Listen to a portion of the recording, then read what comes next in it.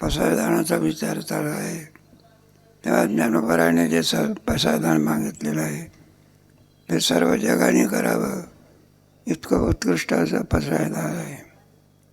तेव्हा आता आपल्या होऊन गेलेलं आहे. जे खळाची व्यंकटी तया सत्कर्मी रती वाढो होता परस्परे पडो मैत्री माझी आता विश्वात्मके देवी. त्याच्यामध्ये श्री गुरुचं वर्णन केलं. यदक्षर मनाख्यम आनंदमयमय भयम श्रीमन्यवृत्तीनाथेती ख्यातम दैवतमाश्रय साक्षात विद्या ईशांकरी. तिथे श्रीगुरूचं वर्णन केलं आहे. ज्ञानेश्वरीमध्ये सुद्धा श्रीगुरूच्या वर्णनामध्ये आता विश्वात्मके देवी. तेव्हा तुम्ही सामान्य नसून हे विश्वची माझे घर. व्यापकता म्हणतात. जसा सूर्याचा प्रकाश एका घरापुरता असतो का सगळ्या जगापुरता असतो, त्याप्रमाणे सगळ्या जगाकरता असतात त्याला संत असं म्हणतात. आणि आपल्याच पुरतं असतो त्याला जीव म्हणायचा. जीव आणि संसार याच्यामध्ये फरक आहे. तेव्हा आता विश्वात्मक आपणाची चराचर आपणाची झाला तद्बुद्धय तदात्मान संन्यष्टा सत्परायणा गच्छन्त पुनरावृत्तीम ज्ञान निर्धूत करणं विद्या अभिनय संपन्ने क्षणीचैव स्वभागेच संपंडिता समदर्शना. ज्याचा आणखी बोध हा सगळ्यापर्यंत पोचलेला आहे. अनुरेणू या थोकडा तुका खाजा हे विश्वजीव आहे. अशा आणखी बोधाने युक्त असलेले श्रीगुरू निवृत्तीनाथ. तेव्हा ज्ञानेश्वर महाराजांनी मागण्याचा हक्क तयार करावा. मागायचं असेल पण त्याच्याकरता काहीतरी करावं लागत असते. काही न करता जर मागणी केली तर भिकारी मागतात बरं का. तोही मागतो पण काही न करता. आणि एखादा कामगार मनुष्य असतो तोही मागतो पण त्याने काय केलेली असते, सेवा केलेली असते, काय केलेली असते. दिवसभर राबल्यामुळे 500 रुपये मिळवण्याची काय केलेली आहे. मग त्याचा मागण्याचा हक्क तयार केला. काय केला मग त्याला तुम्ही जा असं म्हणता येते का. भिकाऱ्याला जा असं म्हणता येते. मग म्हणजे ना त्याप्रमाणे ज्ञानेश्वर महाराजांनी कोणता हक्क तयार केला नाही का. ब्रह्मसाम्राज्य दीपिका विठोबाचा प्राण सखा असा ग्रंथ पूर्व निर्माण केला. म्हणून मागण्याचा हक्कसुद्धा त्यांना प्राप्त झाला. म्हणून मागणं मागतात ते कोणाकरता मागतात. आपल्याकरता का मग कोणाकरता जगाकरता. म्हणून ही जगाची आई आहे. आपल्याला जन्म देणारी आई ती सुद्धा आपल्या मुलाचं कल्याण करते पण आपल्याच मुलाचं कल्याण करते. इतराला काय करतं असं आहे ना. मामाचा एक दृष्टांत सांगायचे. काही मुलं खेळत असतात ऊन तापत असते. एखाद्या बाईचं मूल खेळत असलं उन्हामध्ये ती बाई काय करते ते मुलाला आणते बघा. मग मी सांगत असते म्हटलं इकडे नको इथं राहते.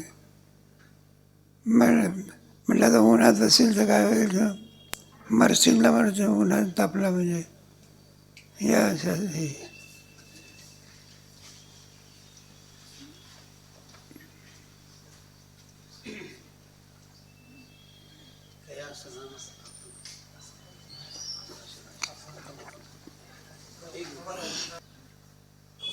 मामासाहेब गोष्ट सांगायचे. मग ते मुलं खेळण्यामध्ये मुलं दंग असतात. मग ते आपल्या मुलाला घेऊन येत असते. ते म्हणले अरे कारड्या तिथं नको खेळू. मग म्हणायला लागले म्हणलं मरशील ना तू. काय बसेल मरशील ना सावलीत तू ये की. म्हणलं तो नाऱ्यात खेळतो त्याची वाट काय. म्हणलं मरू दे की त्याला. दुसऱ्याच्या मुलाला काय म्हणते मरू दे. स्वतःच्या मुलाला काय म्हणते. हा वेद संतांच्या ठिकाणी आहे का. हे विश्वजी माझे ऐसी मती जायची स्थिर किंबहुना चराचरा परचरा. म्हणून ज्ञानेश्वर महाराजांना शोभणारे पदवी जर कोणती असेल तर ज्ञानेश्वर माऊली. लेकुराचे हित बाळे माऊलीचे चित्त ऐशी कळवळ्याची जातीन करी लाभावीन फुटी भार बायांच्या ते सर्वस्व हेच आहे. तुकोबाराने गोड असं वर्णन केलेलं आहे. तेव्हा ही मागणी जी आहे श्रीगुरूला. तेव्हा श्रीगुरू कोण आहे. आता विश्वात्मके देवी. विश्वान श्रीगुरू ऐसा ज्याचा अनुभव विश्वदेव देव दयाजवळी वसे आपण असे दर्शने. विश्वावन ज्ञानेश्वर महाराज भिन्न नाही, भिन्न ही विश्व हे ज्ञानेश्वर महाराजाहून काही नाही. या बोधावर ते संपन्न असलेले ज्ञानेश्वर महाराज आणि गोड अशी वागणी करतात. येणे वाग्यज्ञ तोषावे आणि तोषवणीमध्ये द्यावे. मग त्यांच्या आवडीचा आणखी ग्रंथ केलेला आहे. म्हणून आपल्या गुरुजीला काय आवडत आहे? श्रीमद भगवत गीता. आणि तेच ज्ञानेश्वर महाराजांनी त्याच्यावरती मराठी बाई हे मराठीची या नगरी ब्रह्मविद्येचा असा जो काही आनंद आहे त्याच्यामध्ये तो आनंद जगापुरता आहे. म्हणजे त्याला ब्रह्मानंद म्हणत असतात. तसा जो आणखी आत्मानंद ब्रह्मानंद तो आनंद ज्ञानेश्वरी म्हणजे ब्रह्मानंद असं आहे. ही वाङ्मय ईश्वराची पूजा आहे. माणसाने ग्रंथ निर्माण केला तर पहिली मागणी आहे येणे वाग्यज्ञ. मला पण पाहिलं की त्याच्यामध्ये त्याने तोषवणीमध्ये द्यावे. जे खळाची व्यंकटी. आपण काल पाहिला की खल कोणाला म्हणतात? खलत्व म्हणजे काय? सगळ्या दुष्टांचा राजा जर कोण असेल तर ज्याच्या ठिकाणी सगळे दुर्गुण भरलेले असलेले आहे, ज्याला पाप आणि पुण्य जो मानू शकत नाही, अशी ज्याची क्रिया आहे, ज्या क्रियेच्या योगाने जगाचा काय होतो? नाश होतो. त्याला खळ असं म्हणतात. काल गोष्ट सांगितली. किंबहुना जो जगाला मारण्याकरता स्वतःचा सुद्धा काय करून घेतो? नाश करून घेतो आहे ना. कुठेतरी खेळ होता, खेळ चांगला जमला पाहिजे म्हणून काहीतरी मग एका ग्रस्ताने काय केलं? खेळ चांगला जमला तर नकट्याचा खेळ होता बा. मग तो खेळ चांगला जमला पाहिजे, स्वतःचं नाकच कापून टाकलं. अरे पण आता दुसऱ्याच्या खेळाकरता तुझा नाक गेला पुन्हा येईल काय? तसं दुसऱ्याचा नाश होण्याकरता जो स्वतःचा काय करून घेतो. मग त्याला केज येणार, केज ज्या नियम आहे. म्हणलं त्याला काय उपमा द्यावी काही सांगता येत नाही. असा सगळ्या जेवढे काही पाप असतील त्या पापाचा जो शिरोवेणी म्हणा नाही का, अध्यक्ष म्हणा नाही ते माझ्या कोणी होतं ना, आमचं आपलं पाप नारदाला सांगायला लागलं. म्हटलं आमचं पापाचं आहे, आमच्या पापासमोर जसं सगळ्या पर्वताचा अध्यक्ष कोण आहे हिमालय पर्वत, तसा आमचं पाप म्हणजे म्हणलं मी त्या पापाचा कोण आहे हिमालय पर्वत. इतकी पाप आमच्याकडून झालेली आहे. असा जो असेल त्याला काय म्हणावं. म्हणून ज्ञानेश्वर महाराज म्हणतात जे खळाची व्यंकटी हे खलत्व असं म्हणतात. ते कशामुळे आलेलं असतं? त्याला 2-3 कारणं आलेली सांगितलेली आहे. हे प्रकृती सिद्ध असतं बा, आणावं लागत नाही. कारण सगळ्या जन्मात काय करीत आला तो? पापच करीत आलेला आहे. काल गोष्ट वगैरे आहे म्हणून ते पाप घेऊनच आलेलं आहे. दुष्कर्म काय केलेलं आहे? तर लहान मुलाची गोष्ट सांगितली आहे. त्याची सगळी चोरी करण्याकडेच बुद्धी होते. मग आता चोरी करण्याकडे बुद्धी होते. गुण या जन्मातले आले की मागच्या जन्मातले, ते मागच्या जन्मातले सारे वाईट गुण घेऊन येतात. मग त्याला खरं प्रश्नाचा आहे. आणि संत जे असतात ते सत्कर्मी रती दैवी संपत्ती आणावी लागत असते, घेऊनच येत असतात. दैवी प्रकृती आपल्याला आणावी लागते. काय करावं लागेल? सद्गुण आणावे लागत असतात. सूर्याला प्रकाश आणावा लागत असतो का? स्वयंसिद्ध आहे. साखरेमध्ये गोडी जी असते ती आणावी लागते का? श्रीखंडामध्ये आणावी लागते. मग त्यांच्या ठिकाणी स्वभाव महात्मा नसतो आम पारत दैवी भजन तनन्य मनसो ज्ञात्वा भूतानी. सगळे त्या गुणाला सुद्धा आणखी हे वाटलं. जर या महात्म्याने आपला जर स्वीकार केला नाही तो विचारतो कोण? मग कोणाच्या पाठीमागे लागले? म्हणजे दैव संपत्तीचे गुण हाकवले तरी काय होत नाही, संताला सोडत नाही. दैवी संपत्तीचे गुण असतात. ते गोष्ट विष्ट आपण ऐकून आहे की तुमचे विश्वामित्र ऋषी होते आणि वशिष्ठ ऋषी होते. तेव्हा विश्वामित्र ऋषी आपल्या आणखी लवाजमासहित वशिष्ठाच्याकडे गेले बा. राजे मनुष्य कोण विश्वामित्र मध्येच गेलं आणि आमंत्रण दिलं. म्हणले अहो वशिष्ठ तुम्ही देतात म्हणतो हे सगळं एवढी सोय होईल का तुमच्याकडून? ते म्हणलं तुम्ही या की बघू म्हणलं आम्ही आपलं. आणि मग काय विचारत बा सर्व ऐश्वर्यानिशी आणखी विश्वामित्र तिथं गेले आणि मग काय विचारत बा साधी घोड्यासुद्धा सोन्याचा तबेला असायचा कशाचा. आणि ऐश्वर्य पाहिलं काय विचारू नका. हे ऐश्वर्य पाहिल्यानंतर विश्वामित्र दिपूनच गेला. तर म्हटलं आपण असं आपल्या ठिकाणी एवढं काही नाही, ऐश्वर्य नाही. सगळ्या लोकांना कोण वापरतो सगळं चांदीसुद्धा भागी सगळं सोनं. 15 ऑगस्ट सगळं धंद्यानं भरायचं. कळसाला कुठं आता लोखंड आहे का चांदी आहे का सगळं काय ना सोनं दाजी देतो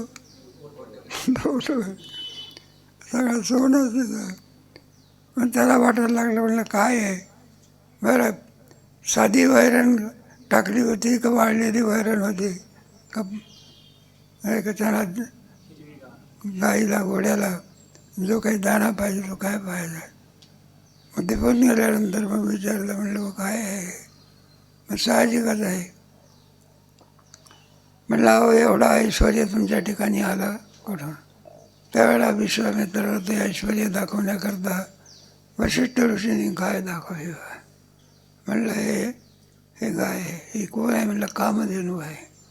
ज्ञानेश्वर महाराजांनी वर्णन केलं जे चला कल्पतरूचे चेतना चिंतामणीचे मग कामधेनू. मग आता विश्वामित्र म्हणायला लागले तुम्ही आपले असे भिकाऱ्यासारखे आणि तुम्हाला काम देऊन काय उपयोग करायचा आहे. मग तुमची काम देणं काय करा. आमच्या काम देण्याच्या मोबदल्यात तुम्हाला जे मागाल ते देऊ आम्ही. वशिष्ठ ऋषी म्हणाले आमची काही अपेक्षा नाही आहे.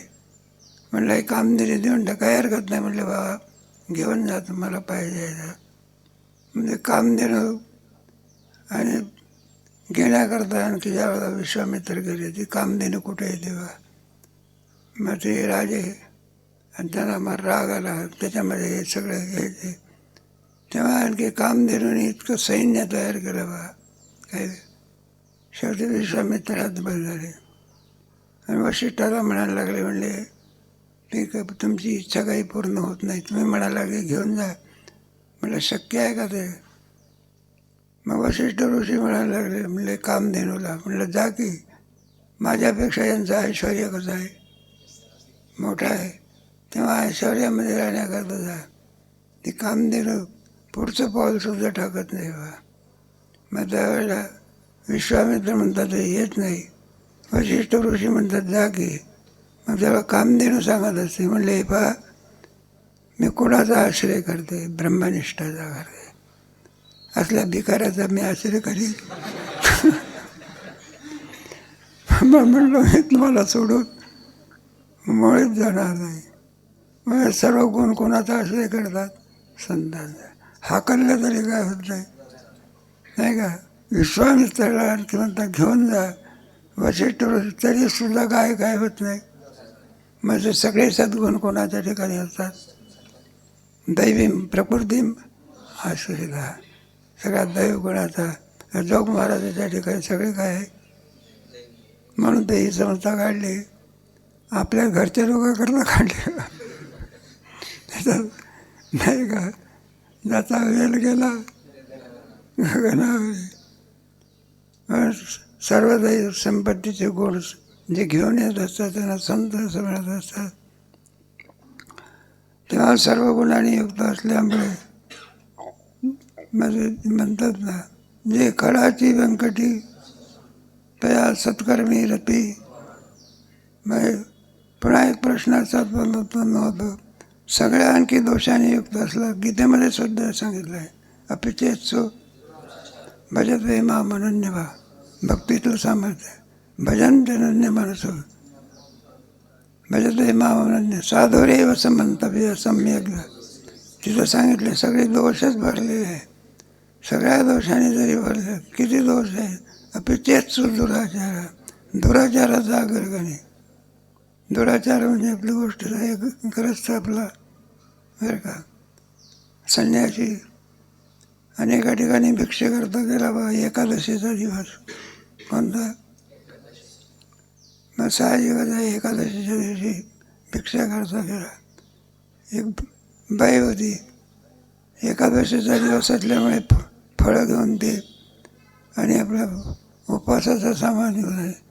त्याच्याकडे तिची झोळी होती बघा, त्या झोळीमधून असं रक्त टिपकत होता. तिला शंका आली, म्हटलं हे रक्त कसं काय खाली जळतं. मग तिने डोकावून पाहिलं, झोळीमध्ये मांस होतं. म्हटलं का दिवस कोणता आहे? एकादशी, आणि तुमच्या झोळीमध्ये मांस दिसते. म्हटलं काय भानगड आहे ते? म्हटलं तुम्ही मांस खात असता का? म्हटलं मी मांस खात नाही बरं का, पण जास्त आग्रह जर झाला तर म्हटलं खावं लागत आहे. म्हटलं एकादशीच्या दिवशी संन्यासी आणि मांस खातो, जास्त आग्रह झाला म्हणजे कोण, तर मला कोण मांस खाण्याचा आग्रह करत आहे? म्हटलं ते गावातली वेश्या. म्हटलं वेश्याच्या घरी जाता का? म्हटलं वेश्याच्या घरी जाण्याची इच्छा नाही, पण संकट आल्यानंतर म्हटलं जे घर उघडं दिसेल तिकडे काय करावं लागतं. म्हटलं असं कोणतं संकट येतं? तर म्हटलं लोक मला मारण्याकरता आले तर म्हणजे असं घर दिसेल. म्हटलं लोक का मारतात? मूर्ख आहे का लोक? म्हटलं त्याच्या घरी डाके टाकले आणि खुणं पाडले. डाके टाकता का तुम्ही? खुणंही करता का तुम्ही? म्हटलं इच्छा नाही आहे आमची, काही नाही बरं का, पण जास्त जरा ठीक आहे.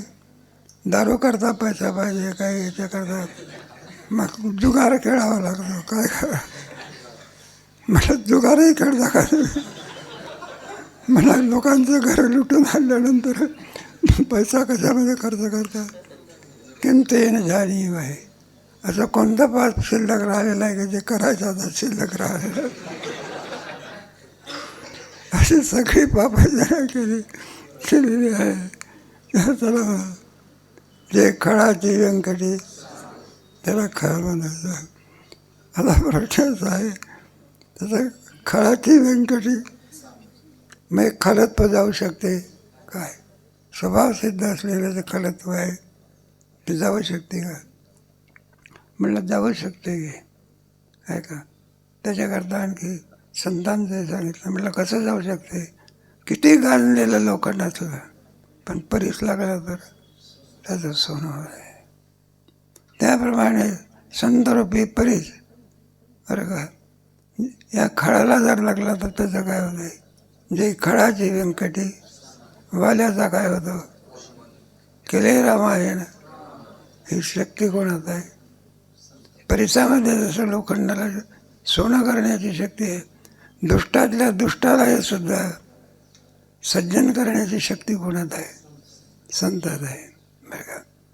देवाचा खाक्या वेगळा बघा, संतांचा वेगळा नाही का. देवाच्या दुर्जनाचे तिथे दुसरं तिसरं काही नाही. मग काय करायचं? हा मृष टाकायचं त्याला आहे का नाही. या तीन प्रकार पडते. एक साप असतो ना, विषारी प्राणी, त्याच्या ठिकाणी काय ते सगळं विषच असते बा. तो जर निघाला तर एक वर्ग असा असतो, दिसला की काय करा? मारूनच टाका. दुष्ट आहे ना तो, चावला की वैकुंठालाच पाठवतो, मग मारूनच टाका. दुसरा वर्ग असा आहे तो म्हणतो स्वयंपाक, त्याला जाऊ द्या, आपण इकडून बाजूला जायला. असा एक वर्ग. आणि असा एक वर्ग आहे त्याचा विषारी दात काय करा आणि त्याचा आपल्या कामाकरता काय करून घ्या. मग संताचा वर्ग आहे. तो काय करतो? सर्पाचा दात विषारी काय करतो? मग ज्याच्यामुळे आणखी याच्या ठिकाणी दुर्गुण आले ते दुर्गुणच काय करतात? उलट त्याचा चांगल्या कामाकरता काय करतो? उपयोग. हा संतांचा. त्याला मारवा समजतो की त्यांना जगवण्याकरता चांगले गुण देतात, जगण्याकरता काय देतात? नारदाने काय वाल्याला मारा असं म्हटलं का? वाल्याचा काय केला? जे खळाची व्यंकटी त्या सत्कर्मी रती, त्याला सत्कर्म करण्याकरता सत्कर्म करण्याची आवश्यकता मनुष्य देहामध्ये स्वैर वागत असतं. मग स्वैर वागण्यामध्ये नरकाची प्राप्ती होईल ना, कशाची प्राप्ती होईल? मग त्याला जर चांगल्या मार्गाला लागला तर सत्कर्माच्या योगाने काय मिळू शकत नाही. ज्या ज्या इच्छा करू आपण ते पूर्ण करण्याची शक्ती कोणामध्ये आहे? सत्कर्मामध्ये. म्हणून मनुष्य देहातलं जे काही सांगितलं आहे त्याच्यामध्ये नाही का विहित कर्म ज्याला सत्कर्म म्हणतात. आपल्या वाट्याला आलेल्या ईश्वरार्पण बुद्धीने कर्म करणं त्याला काय म्हणतात? मग अगदी मनुष्य देहातच म्हणतात तया सत्कर्मी रती प्रेम निर्माण सत्कर्मी रती भूता परस्परे पडो. नाही काय एखाद्या आईवडिलाला 4-5 मुलं असेल त्यांच्या एखादे बंधू भाव निर्माण असतो. आमचे धाकटे बंधू आहे, आमचे श्रेष्ठ आहे, पण हे संकुचित आहे. काय पण व्यापकत्वाने जे जे दिसेल ते सुद्धा आमचं कोणाही बंधूच आहे. एखाद्या वारकरी शिक्षण संस्थेमध्ये शिकणारे जे पोरं आहे, मग 400 पोरं शिकतात. 400 पोराचा प्रत्येकाचं नातं प्रत्येकाचे काय असते? गुरुबंधाचा. आईच्या उदरामध्ये जन्माला आला तर एकाच भावाचेच बंधुत्व असते, आणि तो संस्थेमध्ये आला तर एकाच मुलाची त्याचं बंधुत्व असते का सगळ्या पोराची? सगळ्याची व्यापकता आहे. भूता परस्परे पडो मैत्र दिवांचे. शत्रुत्व भाव निर्माण होऊन त्याच्या ठिकाणी अपपर भाव उत्पन्न व्हावा, बंधुत्व भाव निर्माण. भूता परस्परे पडो. भूता हा शब्द वापरला म्हणलं त्याची दया किंवा प्रेमात्मक किती असते. त्याचे भूतजात प्राणी, तो प्राणी मात्र विद्या विनय संपन्ने ब्रह्मणे गवी हस्तिने शुनेचैव सपाकेच पंडिता समदर्शिना. असं भूता परस्परे पडो. दुरिताचे तिमिर विश्वस्वधर्म सूर्यभाव जोजे वांछिल होते लाव. दुरिताचे तिमिर जाव. दुरित म्हणजे पाप. हे काय करत असतं? तेव्हा तिमिर म्हणजे अंधार. जसा सूर्य उगवल्यानंतर सगळा अंधार नष्ट होत असतो, त्याप्रमाणे हे होणाऱ्या जीवांच्याकडून असणारं जे पाप आहे ते पाप काय झालं पाहिजे? दुरिताचे तिमिर जावं. त्या पापाचा पुष्कळचा विचार. हे पाप कसं उत्पन्न होते? कसं भगवद्गीतेमध्ये 13व्या अध्यायामध्ये पाप कसं उत्पन्न होते, पुण्य कसं होते. आता मनुष्य देहामध्येच पापाने पुण्य उत्पन्न, अन्य देहामध्ये पापही उत्पन्न होत नाही आणि काय होत नाही, पुण्यही उत्पन्न. म्हणलं मग पाप कसं उत्पन्न होते? विधीची बाप चुकवी अन्याय बीज वापरीन आणि कुकर्माचा करवी लाभ तरी तयाची सारखे असं म्हाड पाप पिके. आणि जे जन्मकोटी मापे एका जन्मात सरते का अनंत जन्मामध्ये नाही का. विधीची वापे सटकी बीज आरोपे तरी तयासारखे पुण्याची पिके. जर विधीने वागल्यानंतर पुण्योत्पत्ती होत असते, आणि विधी सोडून जर आपण काही जरी केलं तर काम करून पैसा मिळवला तर विधी होत असतं, आणि पाकिट मारून पैसा मिळवला तो धंदाच आहे, तो विधी नाही. बरं का, एका गुन्हेगाराला शिक्षा झाली, त्याला काहीतरी सक्त मजुरी म्हणा 5 महिने 4 महिने शिक्षा आहे. मग त्यांनी सांगितलं, म्हणलं का मला काय शिक्षा दिली? म्हणलं तू चोरी केली की काय? तुम्ही म्हणलं आम्ही जे चोरी केली ती कशाकरता केली? काय काय बरं म्हणायला लागले, तुम्ही इथं नोकरी करतो विचार न्यायाधीशाला विचारलं. म्हणलं तुम्ही तरी या ठिकाणी नोकरी कशाकरता करता? म्हणजे पैसा करता. मग आम्ही चोरी कशाकरता केली? दोघाचाही धंदा काय? म्हणलं हे पहा, चोरी केली म्हणूनच जेलमध्ये जावं लागते. कशामुळे? जेलमध्ये जायची पाळी का आली? पण चोरी करणं हा काय गुन्हा आहे? हे असत्कर्म आहे, दुष्कर्म आहे. आणि काम करून पैसा मिळवणं हे काय सत्कर्म आहे. तर या सत्कर्मी रती वाढव, ज्याच्या योगाने जीव सुखी होईल, नाही का. दुष्कर्माच्या योगाने नरकाधिकाची काय होईल? प्राप्ती येईल. म्हणून त्याच्या अंतःकरणामध्ये दुष्कर्म जावं. शुभ वासना काय व्हावी? उत्पन्न व्हावी. शुभ अशुभ वासना करण्यामध्ये जीवात्मा स्वतंत्र आहे, भोगण्यामध्ये नाही. जसं प्रारब्ध असेल त्याप्रमाणे इच्छा नसली तरी सुद्धा माणसाला भोग काय करावं लागतात? भोगावे लागत असतात. पण कर्म कोणतं करावं किंवा करू नये याच्यामध्ये मात्र काय त्याला स्वातंत्र्य आहे. दुष्ट वासना आपल्यालाच कळत असते की दुष्ट वासना आपल्या ठिकाणी उत्पन्न आहे. मग काय करायची? सत्संगतीचा तिचा निग्रह करा. चांगली वासना असेल तिला काय करायचं? वाढवायचं. शेतकरी असतो, पिकाला वाढू देत नाही असं काँग्रेस नाही तोंडामध्ये बसले जे काँग्रेस असेल त्याला वाईट वाटेल ना. ते काँग्रेस असं वाढते सगळ्या दृष्टीने वाईट. जरी मनुष्य त्याच्यावर बसला ना तरी पाय खाजवेल, आणि बैलाने खाल्लं तर मरते. शेतकरी काय करतो? ते तण काय करतो? काढतो. पीक काय करतो? मग दुष्कर्म काय करायचं? वृत्तीतून काढायचं. आणि सत्कर्माकडे वृत्ती काय करायची? नुसतीच वृत्ती लावायची का त्याच्यामध्ये प्रेमाने करायचं? त्या सत्कर्मी रती. सत्कर्म करण्याकरता त्यांना चांगलं प्रेम द्यावं अशी गोड मागणी नाही. दुरिताचे तिमिर जाव, विश्व स्वधर्म सूर्य पाहावा. एक एक एक एक कसे पोषक काय सांगतात नाही का. खळाची व्यंकटी सत्कर्मामध्ये जो काय व्हावा परत व्हावा. आणि परस्पराच्या विषयी शत्रुत्व भाव जाऊन मित्रत्वाचा भाव काय व्हावा. असं झाल्यानंतर दुरिताचे तिमिर. दुरित म्हणजे पाप, तिमिर म्हणजे अंधार. हा अंधार नाही का.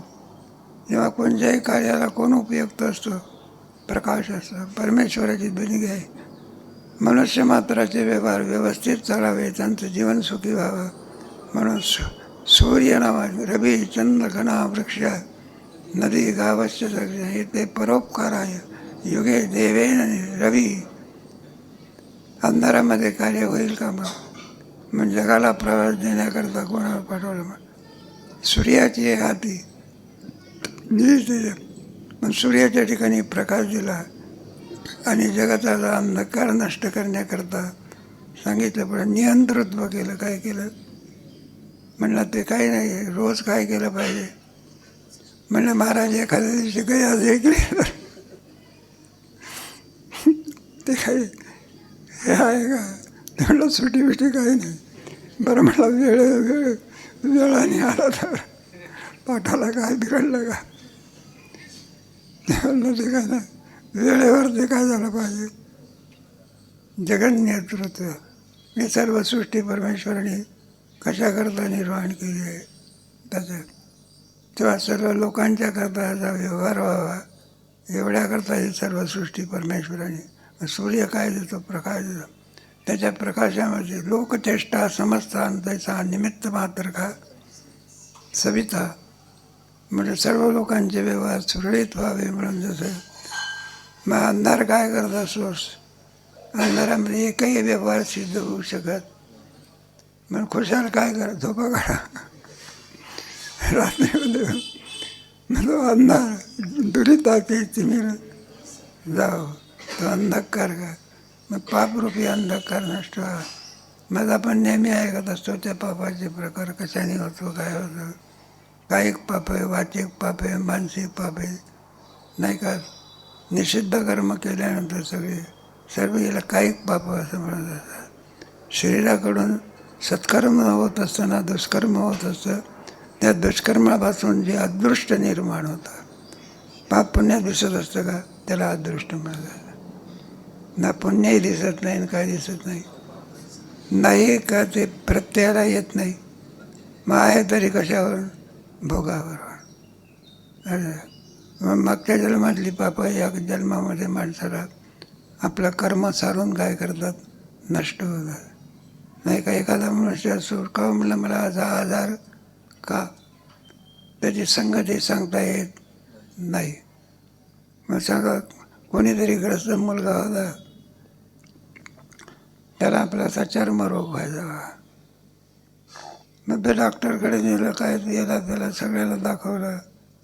ते किती केलं तरी गोड म्हणलं एक आहे चर्म. तुम्ही काय करात म्हटलं, गोड खात असतो हा पोरगा. तर म्हटलं गोड याला देऊ नका, गोड खाणं सोडून द्या. तर म्हटलं काही हरकत नाही, म्हणून गोड खाणं काय दिलं सोडून द्या, तरी रोग काय होईना. बरोबर. अहो म्हटलं तुम्ही सांगितलं गुळामध्ये हा रोग आलेला, आम्ही गुळ खाणं 2 महिने झाले गुळ खाणं काय दिलं, मग हा रोग का बरं? तर म्हणलं या जन्मातलं सोडलं, मागच्या जन्मात खाल्लं. मागच्या जन्मात खाल्ला याची, मागच्या जन्मातली फळं काय करावं लागतं, भोगावी लागत असतात. म्हणून कशा करता हे पाप हे काही करायचं, केलेलं कर्म हे चुकत नाही. मग ते पर्यायशी गवारा सादर कर्म हे निर्वंश झाले सगळं. भिल्ले बिंदले सारंगधर झाला पुरंदर शास्त्र. म्हणून हे पाप देवादिकांना सुद्धा आणखी ते पाप भोगावं लागत, ते भोगूनच संपवावं लागत असतं. म्हणून दुरिताची तिमिर, मग ते कायिक असो, वाचिक असो का मानसिक असो. म्हटलं मानसिक सुद्धा नाही का, एखाद्या माणसाला आणखी गौरव म्हणून आपण जर या अशी पद्धती दिली तर पुण्योत्पत्ती होत असते. आणि तेच अरे कोऱ्याची भाषा वापरली तर पाप होत असते. त्याला वाचक म्हणतात. श्रीगुरूच्या ठिकाणी अरे तुरे, ज्येष्ठांच्या ठिकाणी कार्य वगैरे भाषा वापरता येते नाही का. वडिलाला म्हणायला लागला कार्य शब्द वापरला, जमेल का ते सुद्धा काय पापच आहे. ते त्याला वाचिक पाप म्हणतात. श्वेदन हे सुद्धा काय वाचिक पाप आहे. मानसिक म्हणजे कोणाच्या विषयी आणखी अंतःकरणामध्ये सद्भाव उत्पन्न. एखादा काहीतरी सप्ताह असेल, हा जाऊ शकत नाही, नाही का देणगी देऊ शकत, तरी पण तुमचा सप्ताह चांगल्या प्रकारे पार पडावा असा नाही का सदिच्छेचा जो आणखी संकल्प असतो त्याला काय म्हणायचं, तर मानसिक पुण्याचं. आणि तुमचं काम बिघडून जावं हे मानसिक पाप आहे. दुसऱ्याचं वाईट इच्छिणं हे काय मानसिक पाप आहे. काय वाईट दुरिताचे तिमिर जावं म्हणजे जे पाप माणसाला कोणत्या कोणत्या अधोगतीला नेल काही सांगता येत नाही. म्हणून दुरिताचे तिमिर आणि विश्वस्वधर्म सूर्यभाव हे धर्माची जीवनामध्ये किती आवश्यकता आहे सांगण्याकरता ज्ञानाचं विश्वस्वधर्म असं आहे. हे जगत परमेश्वराने निर्माण केले. हे जगत जे विश्व असं म्हटलेलं आहे ना, विश्व स्वधर्म सूर्यभाव. त्याचे विश्व परमात्म्याने जे निर्माण केलं, एकाकीनं एकलयनं कंठवेची म्हणून या केली निर्माण 14 गगन चंद्र सूर्य तेज नर. एकट्याला काही करू नये, एकाकी नरमते सद्विषयम ऐश्वर. परमेश्वराला एकटं कर म्हणून ही सर्व सृष्टी काय केली, त्याच्यामध्ये केली 14 वरचे 7 लोक, खालचे 7 लोक, आतला वितल सुतल तलातल वगैरे हे निर्माण केले. वर जनलोक, स्वर्गलोक, मारुलोक वगैरे वरचे 7 लोक, अशी 14 भवनं निर्माण केली. पण हे सर्व जरी निर्माण केलं तरी पण सुद्धा त्यांच्याकरता हे टिकण्याकरता काय पाहिजे, स्वधर्म. स्वधर्म असेल तर टिकू शकतात. धर्मो विश्वाचं जगत. स्वैर जर लोक हे लोक वाचायला लागले, कसे वागायला लागले तर नरकाला जातील ना. मग स्वैर वागण्याचा संशय आहे. मग ते पोरं शिकायला स्वैर वागण्याकरता जमतं का संहिता लावलेली आहे, त्याच्याकरता काय केली. कधी पाठाला येणं जमत असते का, वेळेवर आलं पाहिजे. कसं यायला पाहिजे का चालेल नाही का, गंध लिहून आला पाहिजे का, टीका लिहून आला पाहिजे का, जाऊ द्या. मग संहिता निर्माण केला, डोक्यावरचे केस काय केले पाहिजे, काढले पाहिजे. हे भोगात्मक संस्कृती म्हणतात ना. आपली जी संस्कृती आहे भोगात्मक नसून काय भोग किती निर्वाह परत आहे अन्नाच्छादन असं आहे. मी त्याला संहिता काहीतरी पाहिजे तरी शिस्तीत काय होईल चालेल. आणि स्वैराचार असेल तर मग धर्माप्रमाणे त्याचं पोषण होईल. धर्म जर राहील तर मग देवाने त्याच्यावर काय निर्माण केला, धर्म निर्माण केला.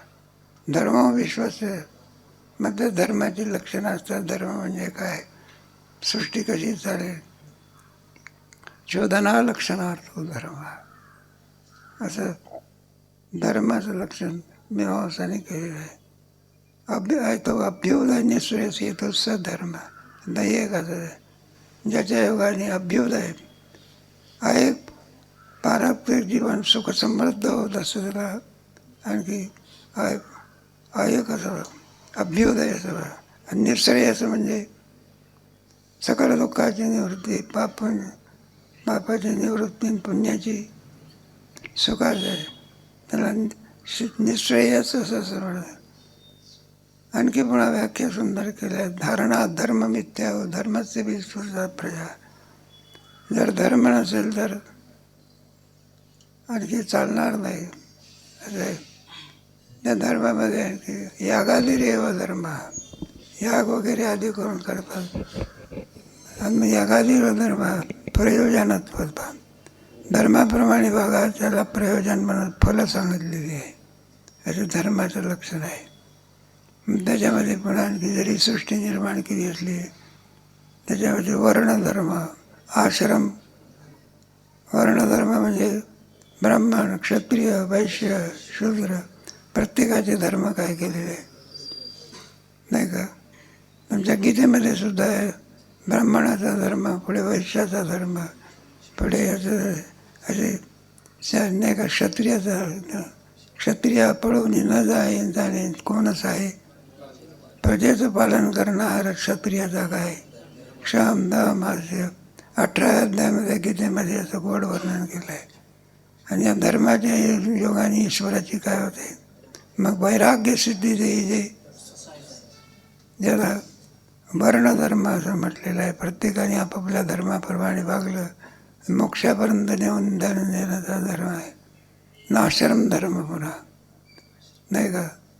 ब्राह्मण क्षत्रिय वैश्य नाही आहे ना प्रजा, ब्रह्मचारी गृहस्थ वानप्रस्थ. आणि ब्रह्मचारी धर्म भोगावी अक्षय, त्याने विद्या प्राप्त करावी, हा धर्म त्याचा आहे.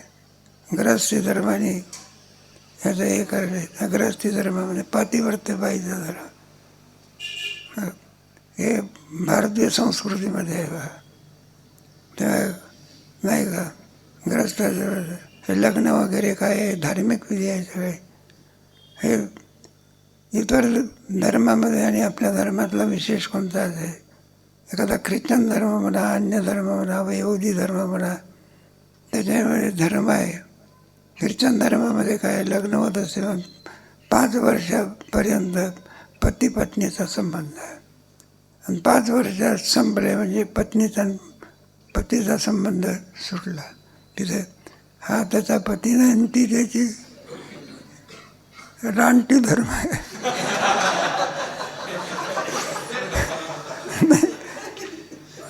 असा आपला जेवढा धर्म आहे का देव द्विज गुरु ब्राह्मण नाही का. पातिव्रत्य पण म्हणतात काय मरेपर्यंत मी याला सोडणार नाही कोणची अवस्था आहे. आणि तोही म्हणत असतो मी मरेपर्यंत हिला काय करणार नाही. हा इतका उत्कृष्ट धर्म तुम्हाला हिंदू धर्माशिवाय दुसरीकडे काय मिळणार नाही. किती जरी प्रयत्न झाला आपण याला पातिव्रत्य धर्म काय शक्ती आहे त्याच्यामध्ये. हे पातिव्रत्य सगळे देव बाळ करून टाकले होते. अनुसया माझे. कोणता धर्म? याचा धर्म भ्रष्ट करण्याकरता आणखी तिन्ही देव गेले. आणि याचा पातिव्रत्य धर्म काय करावा? नष्ट करावा. आणि तिथं गेल्यानंतर नाही का भिक्षा मागायला लागले. पण भिक्षा अशी मागायला लागले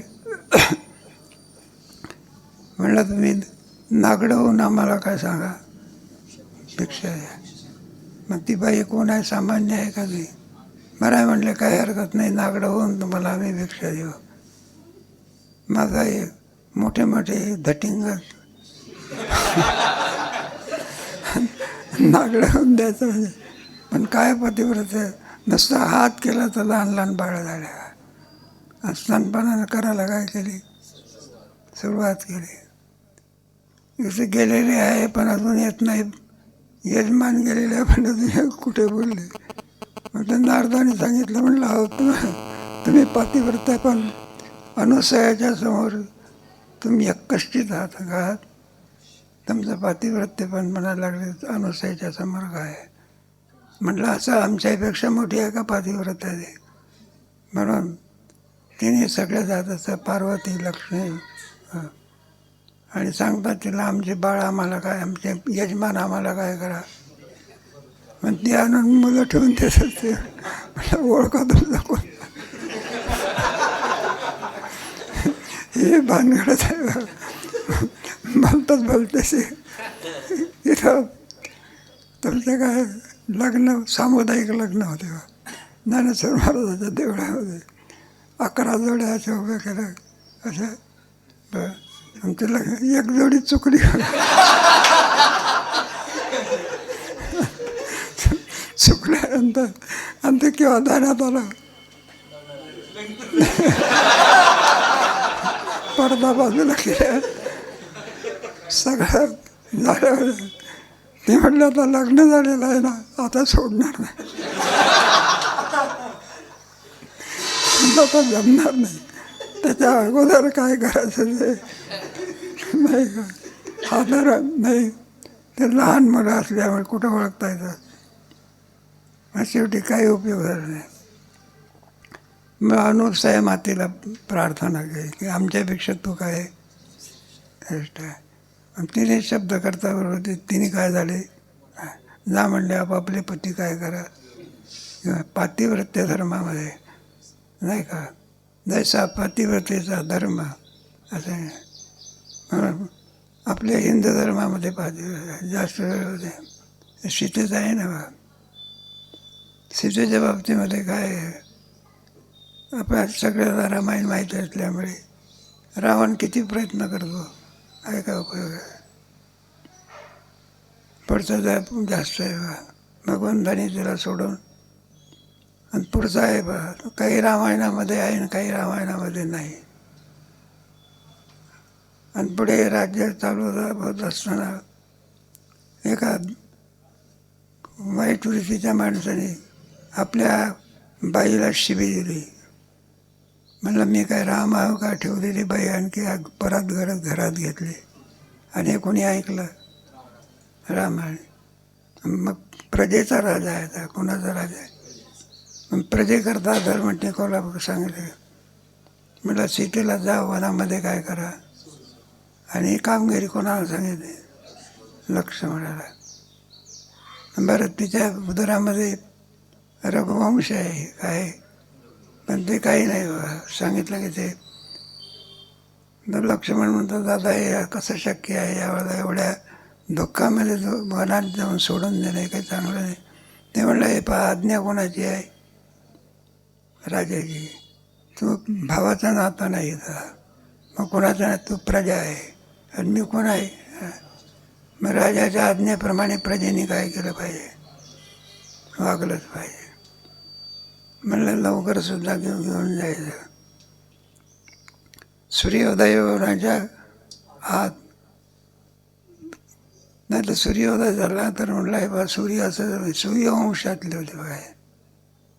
म्हणलं धर्माप्रमाणे वागण्याकरता यांना वाईट वाटते म्हणून म्हणा तू घेऊन जा की. मग तो रथात बसून काय करतो सीतेला घेऊन जातात. आणि एका निर्जन अरण्यामध्ये काय करतो, सोडून देतो. आणि पुन्हा आणखी सांगत असतो, म्हटलं रामाची अशी आज्ञा आहे, पुन्हा अयोध्येमध्ये यायचं नाही, असं कठोर शिक्षा आहे. आणि अशा याच्यामध्ये आणि बाळणपणाचा धर्म म्हणजे बाईचं असं आहे ना, ते मोठं एक दुर्घट संकटच असते. आणि अशा संकटामध्ये वर्णात टाकल्यानंतर आणि मला पुन्हा कुठे यायचं नाही, म्हणलं माझाही निरोप सांग की रामाचा जसा निरोप आहे तसा आमचाही निरोप आहे. म्हणलं तुमचा कोणता निरोप आहे? म्हटलं हे प्रजेचं रक्षण करण्याकरता जो आपल्या धर्मपत्नीला वंशास्थानाही देखील आणि धर्माकरता आणखी दुःख घेण्यात येतो. म्हटलं असला प्रकारचा राजा पुन्हा पुन्हा असा पती मिळावा म्हणून मी एकांगोष्ट तप करेल, हे काय करी. मला असा पती आपल्याला मिळावा म्हणून नका एखादी असामान्यातली बाई असते 10-5 शिवाय हाताळल्या असते.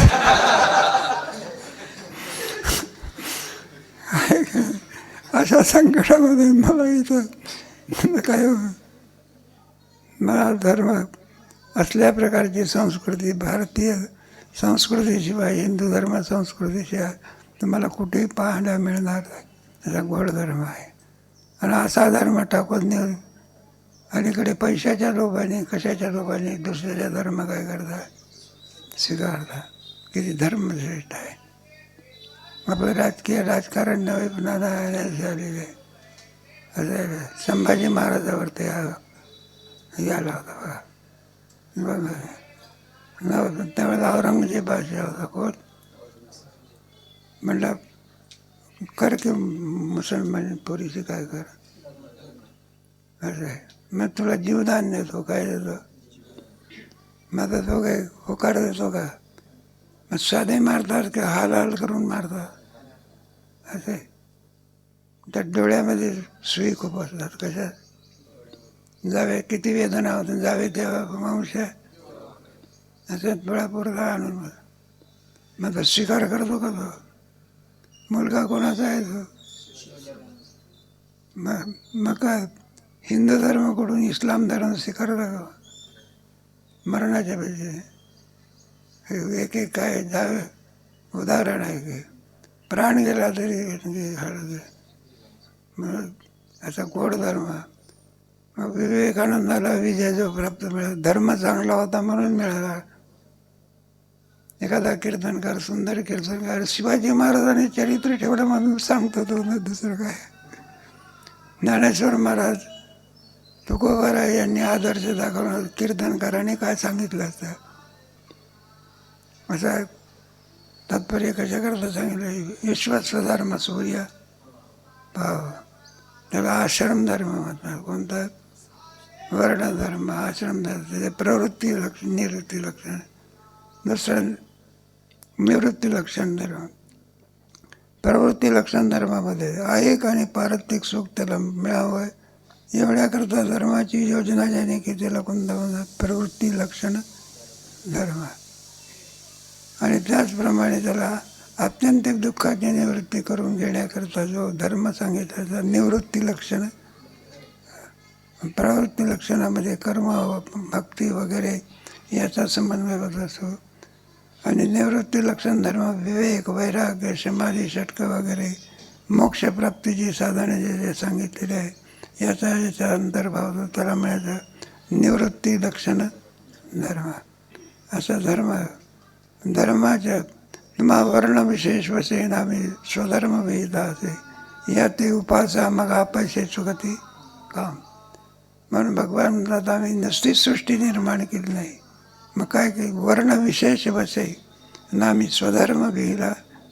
वर्णाला अनुसरून, आश्रमाला अनुसरून आम्ही धर्म काय केलेला आहे. या ते उपासा मग आपैसे परती काय का पृथ्वी या ते उपासा या ते तुम्ही भजाल तरी हा कामधेनू होईल. या धर्माप्रमाणे जर तुम्ही वागले कामधेनू होईल. कामधेनूच्या ठिकाणी जी इच्छा कराल ती इच्छा पूर्ण करण्याचं सामर्थ्य ज्या गायीमध्ये असते त्या गायीला काय म्हणतात, त्याप्रमाणे आणखी धर्म तुम्हाला काम आणि तुमच्या इच्छा काय होईल. मग जो जे वांछिल होती लाभो, जो जे तुम्ही इच्छा कराल तो धर्माप्रमाणे वागला तर तुम्हाला आणखी अमृतासारखे फळे काय होईल.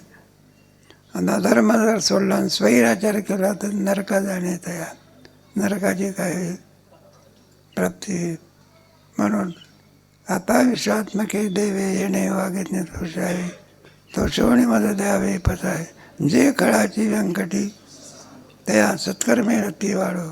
खलाचा खलपणा जाईल, सत्कर्म करण्याकरता भूता परस्परे पडो मैत्री, अशी स्थिती प्राप्त झाली म्हणजे दुरिताची तिमिर विश्व स्वधर्म सूर्य.